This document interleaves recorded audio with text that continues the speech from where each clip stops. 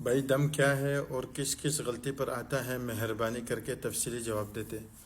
دیکھیں دم جو ہے وہ خون ہے، دم کا مطلب خون ہے، اور قربانی کرنا ہے مطلب جانور ذبح کرنا ہے۔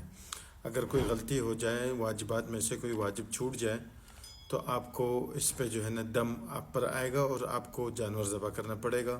اس کے شرائط جانور کے وہی ہیں جو قربانی کے شرائط ہیں، ٹھیک ہے۔ اس میں جیسے آپ نے میقات پر احرام نہیں باندھا، میقات سے باہر باندھا، میقات کے بعد باندھا، کراس کر لیا آپ نے میقات کو بغیر احرام کے، یا آپ نے طواف چھوڑ دی، یا سعی چھوڑ دی، یا حلق کرنا چھوڑ دیا، ان چار صورتوں میں جو ہے نا آپ پر دم آتا ہے، ٹھیک ہے۔